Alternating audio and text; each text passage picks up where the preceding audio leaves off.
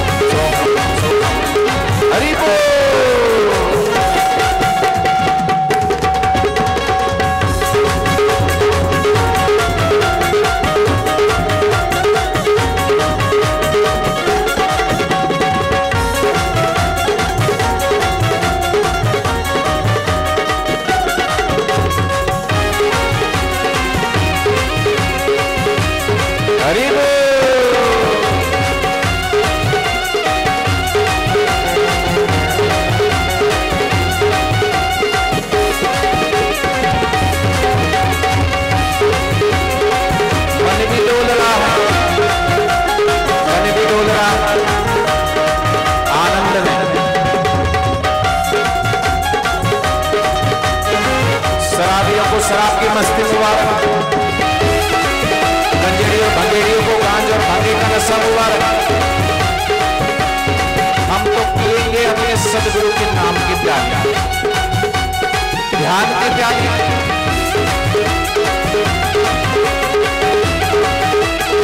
होश जग रहा है, वो तो बेहोश होते बाहर के शराब पीकर, हम ध्यान में होश आ रहा है। सोहम सोहम सोहम सोहम सोहम सोहम सोहम सोहम सोहम सोहम सोहम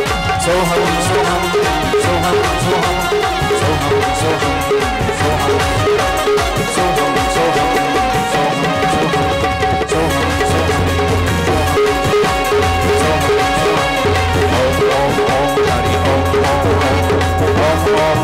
हरि ओम ओम ओम ओम ओम ओम हरि ओम ओम ओम ओम ओम ओम हरि ओम ओम ओम ओम ओम ओम हरि ओम ओम ओम। राम राम राम हरि राम राम राम राम राम राम राजा राम राम राम राम राम राम राजा राम राम राम राम राम राम राजा राम राम। हरि ओम ओम ओम ओम ओम ताली कोई रहे ना खाली, पूरे भाव से प्रेम से ओम। शरीर में रग रग में रोमांच होने दो ओम। हरि ओम ओम ओम ओम ओम ओम ओम ओम ओम ओम गुरुदेव ओम। हरि ओम ओम।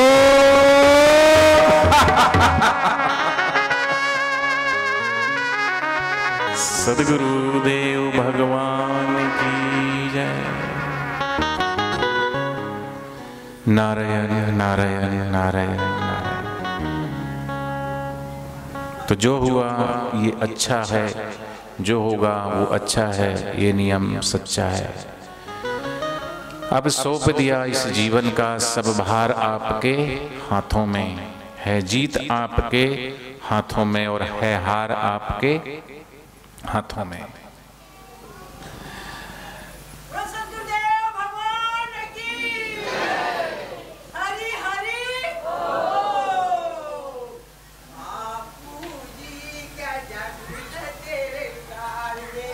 तो ये सदगुरु का ही जादू है कि इस कोरोना काल में जहाँ पर कहीं भी सत्संग अभी नहीं हो रहे हैं क्योंकि अनुमति नहीं है। वैसे तो 450 आश्रम है, आश्रम में कर सकते, लेकिन फिर भी अभी पूज्य बापू जी की अभी इतनी खुली छूट अभी बापू जी ने सत्संग के लिए नहीं दी। लेकिन मुझे आश्चर्य होता है कि छत्तीसगढ़ वालों ने ऐसा कौन सा मंत्र जपा है और ऐसे कौन सा संकल्प किया है और ऐसा छत्तीसगढ़ वालों का क्या प्रेम है कि बापूजी ने पूरे महीने के लिए नहीं, पूरा महीना करो, 2 महीना करो, जाओ सत्संग करो छत्तीसगढ़ में, और भेज दिया गुरुजी ने।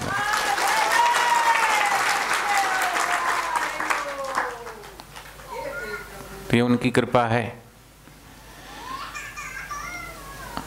सोचो 7-8 वर्ष होने वाले हैं, 8वां वर्ष चल रहा है गुरुदेव के हम साक्षात दर्शन नहीं कर पा रहे हैं, सानिध्य नहीं मिल पा रहा है। घर से कोई घर का मुखिया महीना 2 महीने के लिए चला जाए तो घर की हालत क्या होती है। लेकिन यहाँ तो 1 घर नहीं है, 2 घर नहीं है, 4 घर नहीं है, 100 घर नहीं, 200 घर नहीं है, 450 आश्रम, सैकड़ों गौशालाएं, बाल संस्कार, युवा सेवा संघ, मातृ पितृ पूजन दिवस, तुलसी पूजन दिवस, और करोड़ों करोड़ों घरों में जो बापूजी विराजमान है उनके घर को भी गुरुदेव ही चला रहे हैं और सुचारू रूप से चला रहे हैं। कौन चला रहा है? हम चला रहे हैं, आप चला रहे हैं। जो ये सोचे वो मूर्ख है। इसलिए मैं कहता हूं गुरुदेव की दया से बोलो सब काम हो रहा है, चिंता नहीं है कुछ भी, जीवन संवर गया है। जिसको सद्गुरु का ज्ञान और ध्यान मिल गया है वो मृत्यु से भी नहीं डरता।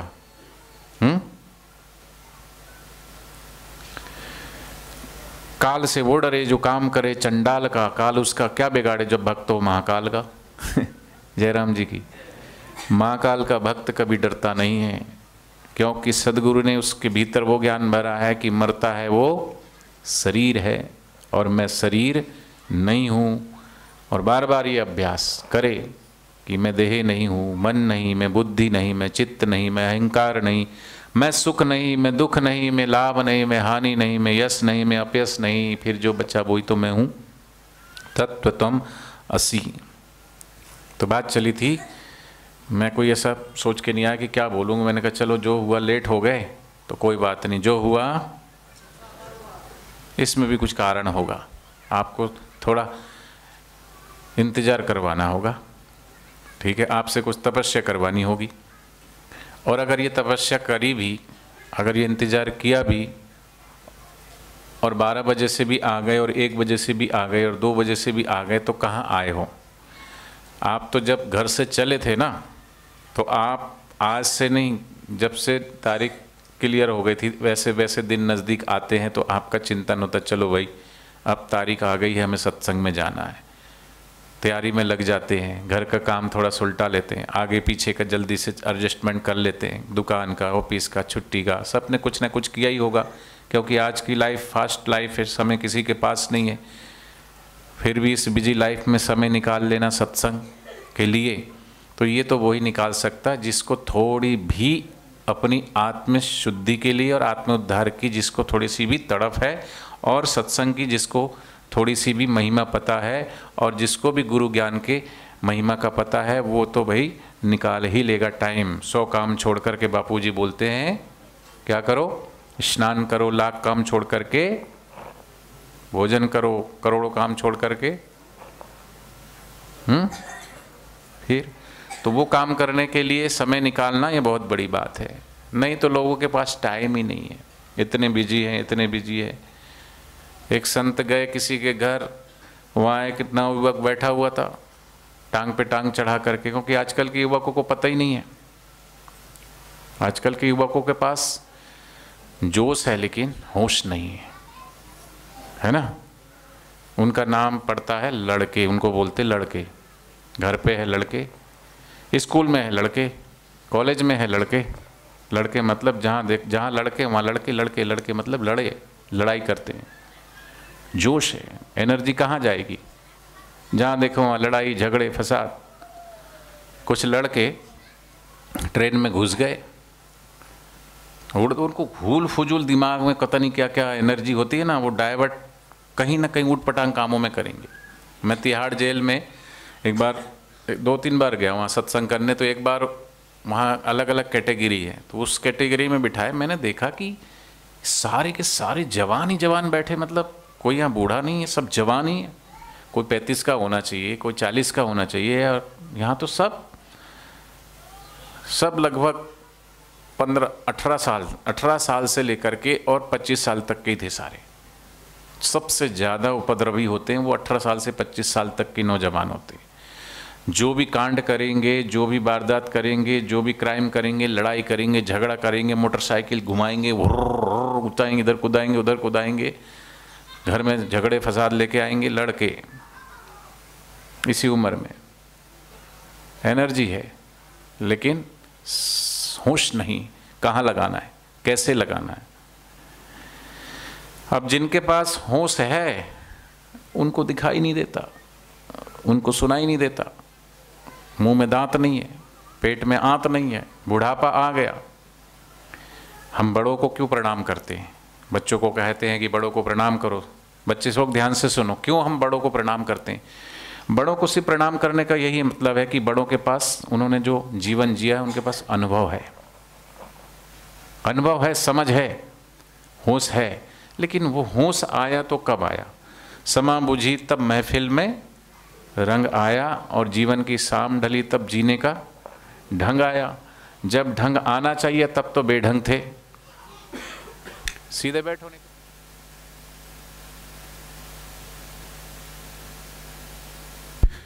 तो जहां देखो वहां लड़के, इधर लड़के, उधर लड़के, घुस गए ट्रेन में लड़के। बोले क्या करें? एक बोला क्या करें बता? बोले ट्रेन की चैन खींच दें। तो बोले अगर पेनाल्टी हो गई तो फिर क्या, भर देंगे, मजा लेंगे। मतलब पैसे उड़ाएंगे, शराब में उड़ाएंगे, इधर उधर उड़ाएंगे, मजे लेने के लिए। जीवन बर्बाद कर रहे हैं, समय बर्बाद कर रहे हैं, लेकिन मजे लेना है। तो बोले पहले पेनाल्टी लगेगी तो पहले पैसे तो इकट्ठे कर लो।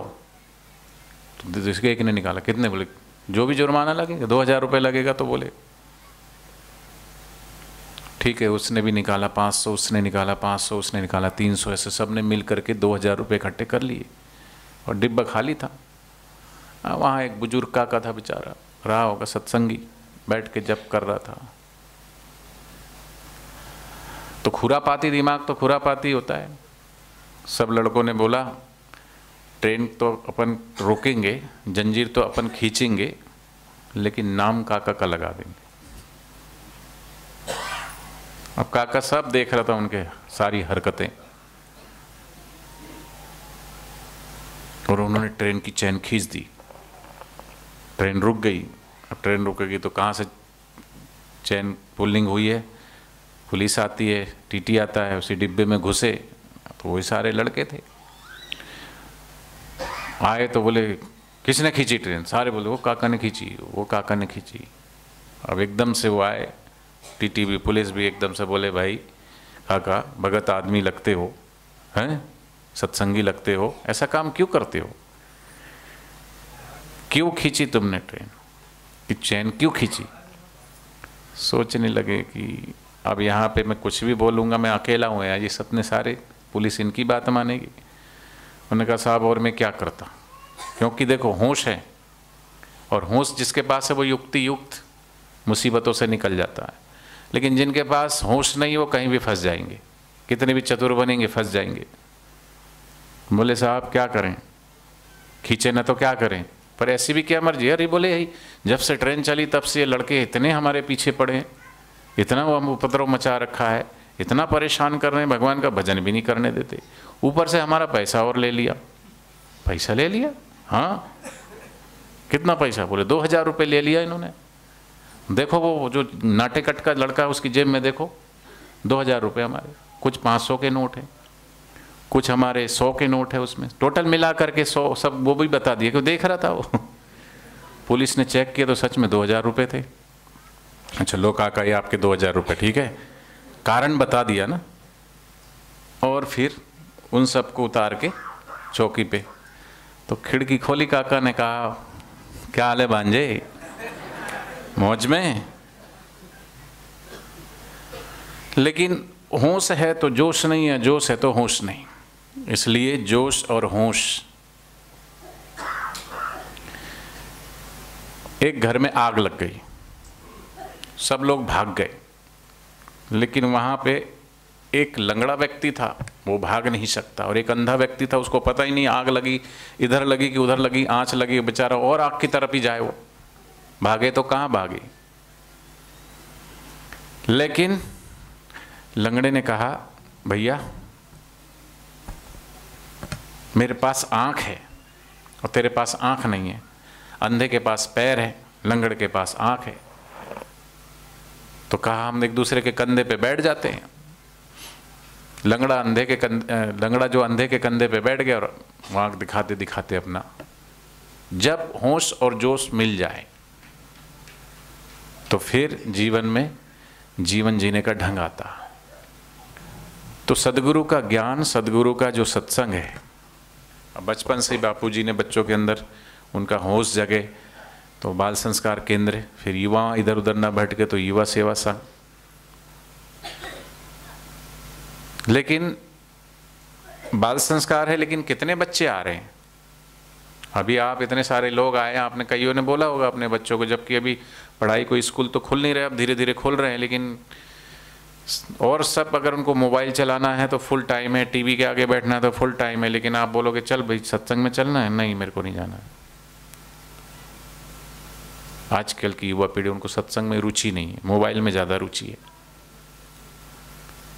जहाँ होता है कराग्रे वस्ते लक्ष्मी, कर मध्य सरस्वती, कर मूले तू गोविंद, प्रभाते कर दर्शनम, तो वो लड़के लड़की आजकल के वो भी नहीं करते, ये सब करते। कराग्रे वस्ते मोबाइलम, कर मध्य व्हाट्सअपम, कर मूले तू फेसबुकम, प्रभाते कर मोबाइल दर्शनम। गेम खेल रहे हैं। तो नहीं आए बच्चे सत्संग में, नहीं तो बच्चे आए, आप अपने बच्चों को बाल संस्कार से जोड़ो। देखो हिंदू के बच्चे को, ना वो मंदिर जाता है, ना वो हनुमान चालीसा का पाठ करता है, ना वो भगवत गीता का पाठ करता है, ना उसको भगवत गीता के श्लोक याद है। फिल्मों के गाने गवा लो। अब मुसलमान का लड़का होगा, कुरान के प्रति हर जुम्मे को नमाज में जाना है तो जाना है बचपन से ही। बेटी उनकी ऐसी नहीं, ऐसी पूरी लिपस्टिक लगा करके और ये पूरा बंठन के नहीं निकलती, अदब से उन्होंने सिखाया है पर्दा। छोटी सी बच्ची होगी, उसको देखना मुसलमान की बच्ची, वो पूरा और ढक के और मुंह और वो निकलती। तो उनको दिए जा रहे हैं बचपन से संस्कार। ये मैं बड़ों को बोल रहा हूँ, बच्चों का कसूर नहीं है इसमें, बड़ों का कसूर है।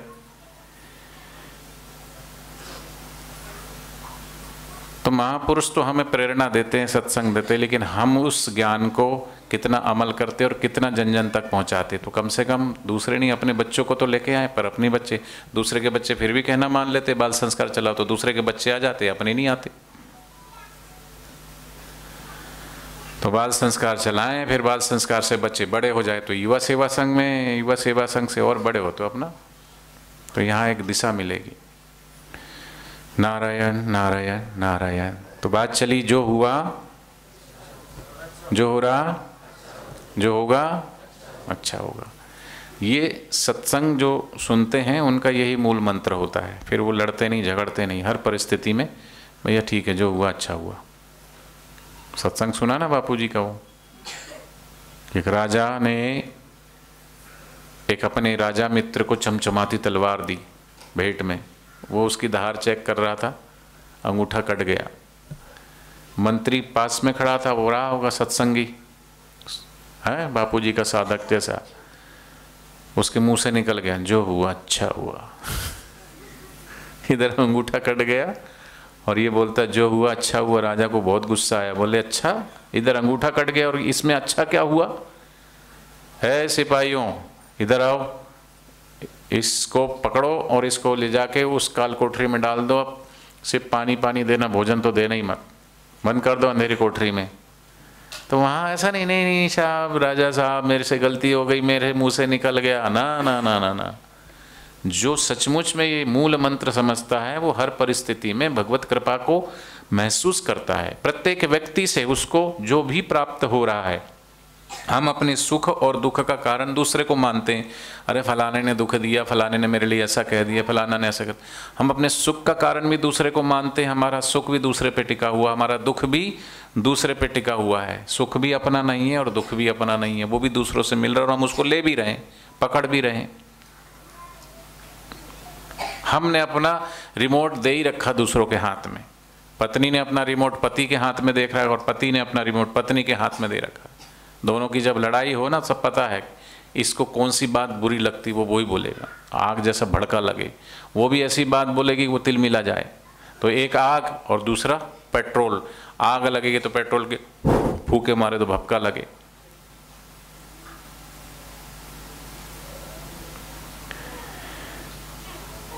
तो जो सत्संगी है तो उसमें फिर जो भी हो रहा है उसमें सोचता है कि चलो दुख मिला है तो भी वाह वाह प्रभु, सुख आ रहा है तो भी वाह वाह प्रभु।